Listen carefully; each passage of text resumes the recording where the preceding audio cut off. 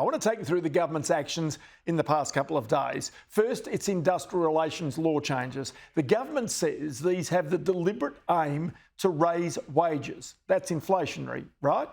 Well, as the Governor of the Reserve Bank, Philip Lowe, told the Senate Estimates Committee yesterday, you've got to be careful what you wish for. We've got to deliver you 2.5% inflation. It'd be fantastic if we could have growth in real wages of 1-2% a year, but that's not within my control. If we're going to have growth in real wages of 1 or 2% a year, we've got to have strong productivity growth in the country. And that's one reason why I keep on talking about the need to refocus on the productivity agenda, because we can only have growth in real wages over time if we get better at doing things.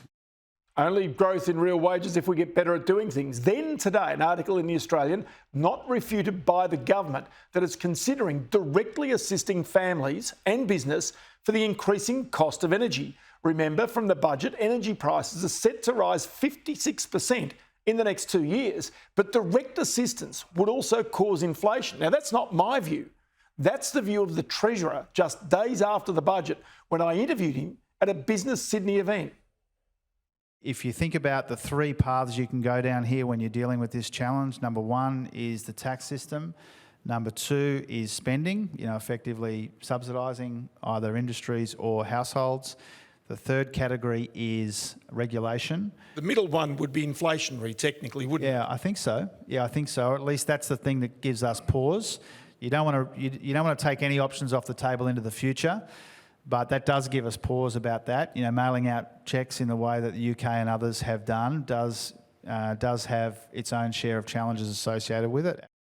So the Treasurer understands this, and today at a press conference, he again shied away from saying direct financial assistance is his preferred option.